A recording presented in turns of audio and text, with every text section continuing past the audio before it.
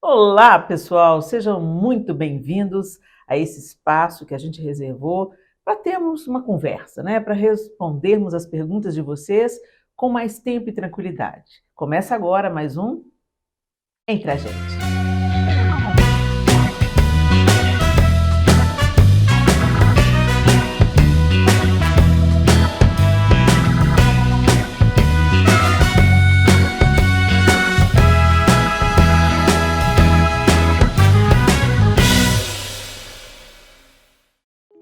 Pergunta da Cristina. Jesus diz que quem beber da água que ele desce nunca mais teria sede.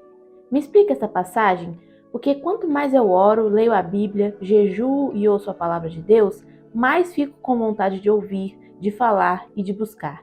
É como uma sede insaciável. Sim, parece um paradoxo, né? Pois é, exatamente isso. O que ele está falando, ele está fazendo uma comparação, né? Quem beber da água desse poço tornará a ter sede, mas quem beber da água que eu lhe der. Se a gente for fazer uma comparação com o poço e a fonte, é muito simples de você entender. O poço é o lugar que o homem tem a intervenção do homem, né? O homem constrói. O homem constrói um poço, fura um poço para acessar o lençol freático, constrói uma edificação, não é assim? E a fonte não. A fonte, o homem não pode fazer nada para ela brotar. É Deus que cria. É Deus que faz a água brotar do solo, né? Então, é esse comparativo. Você nunca mais terá sede das coisas do mundo. Você vai perdendo o apetite de outras alternativas, de outros poços. Para fazer continuar fazendo esse comparativo, por exemplo, você tem vontade de tirar férias, né? Aí você vai, tira 30 dias de férias, aproveita bastante as suas férias, volta para casa feliz porque você tirou as férias e daqui 1 ano ou 6 meses ou até poucas semanas você vai desejar tirar férias de novo. Nesse aspecto, você teve sede e saciou a sua sede e voltou a ter sede, não é isso? E com Deus, a sede que nós temos, a sede que todo ser humano tem, de aceitação, de amor, de acolhimento, de conexão com a sua fonte raiz, né? O próprio Criador, essa sede é satisfeita. Nele todas as sedes são satisfeitas. Nele todas as nossas buscas são encerradas, se é que você me entende, né? E a partir do momento que a gente descobre Deus então como a fonte, a gente quer se lavar nessa fonte, a gente quer se saciar nessa fonte. As outras coisas são poços, mas Ele é a fonte da água da vida. Nesse aspecto que Jesus estava dizendo, vocês nunca mais terão sede, vocês serão plenamente saciados, vocês vão encontrar o que vocês tanto procuram, vocês como seres humanos tanto procuram. É isso. Pergunta do Rian. Como lidar com pessoas que não têm maturidade espiritual, inclusive pessoas que são velhos na fé, porém não têm transformação de vida? Com paciência e graça, porque não é isso que nós recebemos de Deus? Paciência e graça. Às vezes as pessoas são imaturas na fé e elas podem estar abertas ao crescimento. Então você pode compartilhar com elas aquilo que você já aprendeu, por exemplo. Se você percebe que você já venceu alguma coisa na sua vida, você já aprendeu algo novo, que a pessoa que está caminhando com você ainda não aprendeu, você pode, sem nenhum tipo de arrogância, compartilhar com ela. Porque mesmo as pessoas imaturas na fé, elas também têm muito a nos ensinar. Nem que seja aquilo que não fazer, né? Ou nos apontar que, olha, que coisa boa, eu era assim também. E hoje o Senhor já fez uma obra em mim. Mas, sobretudo, lidar com paciência e graça, porque é isso que nós recebemos de Deus. Nós não estamos prontos também. Nós também não alcançamos todas as coisas. Nós ainda não vivemos em plenitude. Só o dia que nós virmos ao Senhor face a face, aí então finalmente seremos como Ele é. Mas hoje nós o vimos ainda de uma maneira embaçada, né? Não plena. Então, por isso mesmo, por a gente entender que nós também não somos, que existem outras pessoas muito mais maduras na fé do que a gente deve ter paciência e graça com aquelas pessoas que nós julgamos não terem chegado ainda, não terem alcançado a maturidade que hoje já desfrutamos. E entendendo que tudo que recebemos também é de graça, não é porque nós somos superiores intelectualmente, nem nada disso. O Espírito Santo fez uma obra e nós estávamos abertos para receber esse trabalhar do Espírito Santo, estávamos sedentos e demos vazão a essa sede, e pela misericórdia e graça de Deus, Ele tem nos aperfeiçoado dia após dia, não é? Que você seja uma influência, que você seja um modelo, que você seja um testemunho da obra que Cristo está fazendo em você e que nunca jamais se ensoberbeça. Então, paciência e graça. Pergunta da Prisciliane. Fala, Prisciliane. Helena, o que você acha de um cristão consumir cerveja sem álcool? Olha, gente, eu vou ser bem honesta com vocês, sabe? Eu acho que o cristão, ele não deve fazer nada que escandalize outras pessoas, que pode levar outras pessoas a tropeçar, ok? Principalmente os novatos na fé, os neófitos. Então, vamos supor, se eu sento... Gente, essa é a minha opinião, baseado naquilo que o apóstolo Paulo ensina, né? Se eu não estou enganada, na sua carta aos Coríntios, mas eu não tenho certeza se é aos Coríntios, tá bom? Em uma das suas cartas, o apóstolo Paulo ensina que se comer comida sacrificada ou fazer outro tipo de prática, mesmo que você tivesse com a consciência limpa, fizesse outras pessoas tropeçarem, os novos convertidos ali naquela comunidade, que então a gente não fizesse. Porque tudo que a gente faz é por amor ao próximo, não é isso? A gente não faz só pensando naquilo. É bom pra mim, eu tenho minha consciência limpa, Deus sabe do meu coração. Não é uma fé individualista. É uma fé que a gente vive na comunidade, no senso comum. Jesus não mandou a gente vivenciar a nossa fé exclusivamente trancado dentro do quarto, dentro da nossa casa, entendeu? Muitas pessoas estão equivocadas a esse respeito. A nossa fé, ela se expressa também coletivamente. Ela também abençoa outras pessoas. Então, por amor a outras pessoas, eu não quero escandalizá-las, ok? Mas eu tenho minha consciência limpa, Helena, de que eu não estou me embriagando. A Bíblia diz para a gente não se embriagar, né? A cerveja não tem álcool e tal. Então faça isso no recesso do seu lar. Se todos na sua casa são cristãos, entendem o que você está fazendo e sabe, e isso não escandaliza os da sua casa. Porque a gente precisa ser uma bênção, primeiramente, dentro da nossa própria casa e um testemunho dentro da nossa própria casa. Agora, se isso não escandaliza os seus, inclusive porque os seus sabem que aquela cerveja é sem álcool, que você não vai conseguir se embriagar com aquela cerveja, nem que você queira, né? Então, tá tudo bem, mas para uma pessoa que passa, por exemplo, vê você com uma cerveja, nem sempre vai identificar que não tem aquele rótulo. Ela fala assim, se fulano tá bebendo, eu também posso beber, mas às vezes ela tem uma fraqueza na bebida, ela não vai querer uma bebida sem álcool, ela vai se embriagar, ela pode entrar pelo caminho do alcoolismo. Entenderam como o nosso testemunho e a nossa vida de fé não é só sobre o que a gente acha certo ou errado, mas sobre aquilo que edifica. A Bíblia fala assim para a gente fugir da aparência do mal, não é isso que a Bíblia nos instrui? Então que a gente fuja da aparência do mal.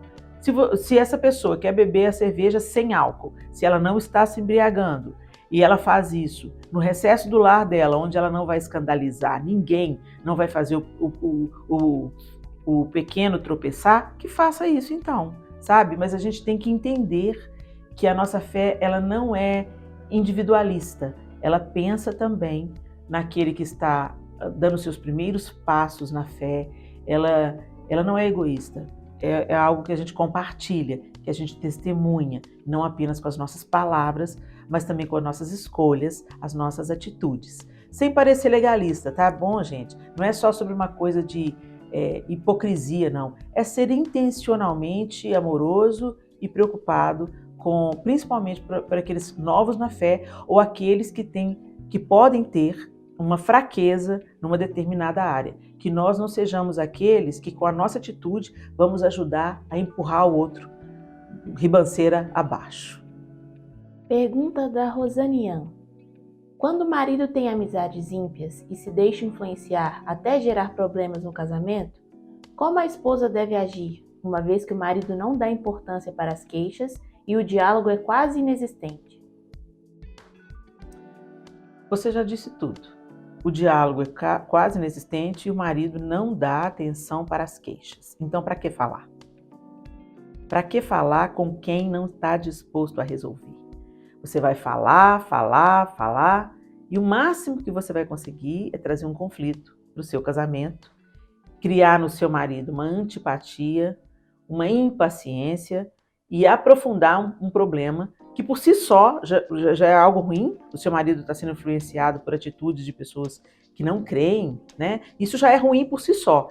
Mas ter uma esposa que fica cobrando uma atitude dele, que fica cobrando um posicionamento dele, e gerando conflito, gerando discussão, e escasseando o diálogo, não tá ajudando. Então fala com quem resolve, minha linda. Fala com quem resolve. Peça ao Espírito Santo de Deus para fazer uma obra de convencimento com seu marido. Gente, a gente tem que acreditar nas orações. A gente tem que acreditar que Deus escuta o nosso clamor. Porque senão a gente tem que reavaliar as bases da nossa fé. Não é verdade? Se nós somos levados, convocados à oração, significa levem diante de Deus as suas culpas, levem diante de Deus as suas causas, levem diante de Deus os seus pedidos. Clame a mim e responder-te-ei e anunciar-te-ei coisas grandes e ocultas que não sabes. Não é isso? A palavra de Deus nos instrui todo o tempo, desde o Antigo Testamento até o Novo Testamento, à vida de oração. Nos inspira através dos heróis da fé. Então a gente precisa de crer na oração e não apenas acreditar que Deus está nos ouvindo, mas colocar diante dele nosso clamor efetivamente, insistentemente, até que a gente veja a obra de Deus sendo completada. Então, é muito fácil, às vezes, você ver o problema na influência dos amigos ímpios do seu marido nele. Mas, às vezes, você não percebe a sua chatice ou a sua insistência numa área que não vai resolver. Quando a gente quer muito uma coisa, quando a gente está vendo alguma coisa, principalmente nós mulheres, eu estou falando porque eu também sou assim. Às vezes a gente quer convencer a pessoa. Não faz isso, você não tá vendo que isso tá errado. Isso é uma atitude tipicamente nossa, principalmente dependendo do nosso temperamento, né? Tem a ver com o temperamento também. Mas a gente tem que viver agora de uma nova maneira de viver, de uma nova forma, com uma nova mentalidade, buscando sabedoria do alto, porque a nossa sabedoria humana, ela não é suficiente, ela não basta. Ela não leva a gente para os caminhos que o Senhor quer nos conduzir. Então, ore primeiro pedindo sabedoria e estratégia de como agir com o seu marido. E ore para que ele mesmo veja o que está acontecendo, para que ele perceba que ele está sendo negativamente influenciado. Que por causa dessa influência ele está talvez aí se tornando uma pessoa fria, indiferente.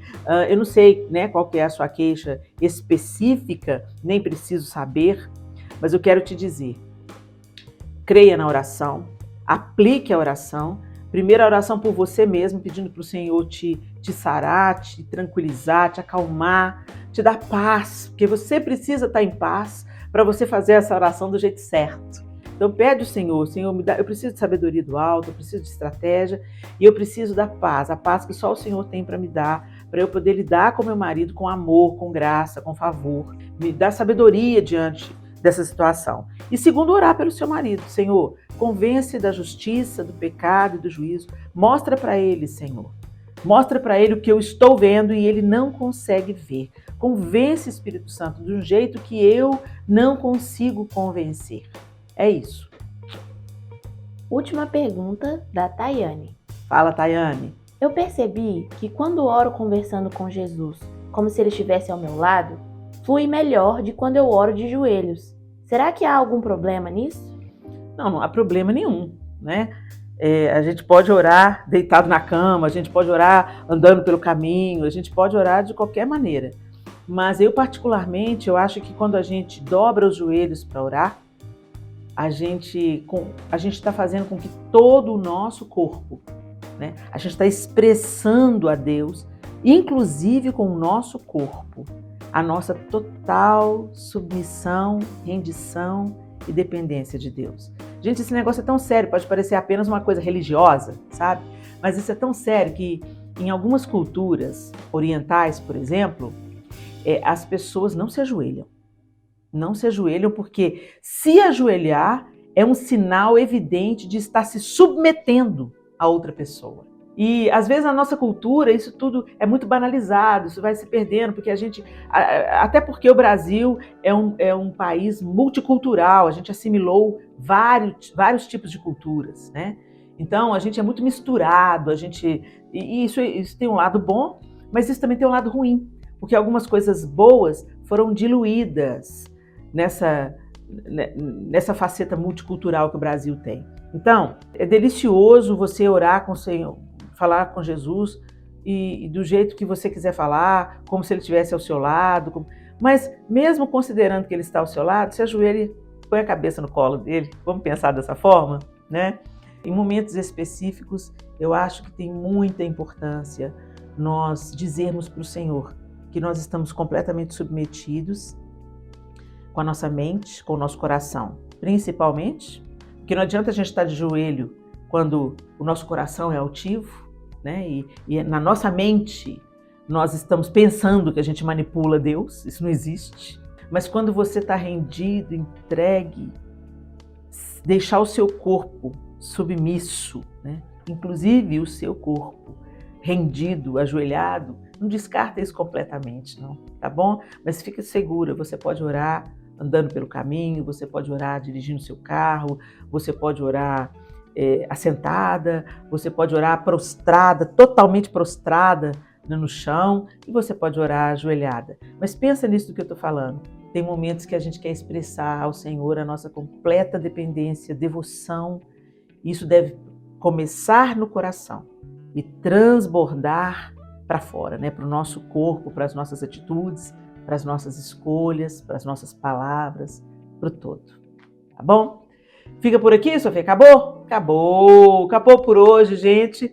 Mas continue enviando as suas perguntas. Assistam os programas Entre a Gente anteriores para vocês não repetirem as perguntas que eu já respondi por aqui. Eu sempre vou dar prioridade para perguntas que ainda não foram feitas, tá bom? E que Deus abençoe vocês. Eu espero que esse programa esteja encorajando você, aquecendo o seu coração, te fortalecendo. E eu espero estar servindo vocês com aquilo que eu já aprendi. Tanto ainda que eu tenho para aprender, gente. Muito mesmo, né? Mas aquilo que eu já tive um entendimento, já fui ensinada e já tenho experimentado na minha caminhada e ao longo desses 55 anos, eu quero compartilhar com vocês, tá bom? Deus abençoe a todos e a gente se encontra no próximo Entre as Outras. Até lá, se Deus quiser.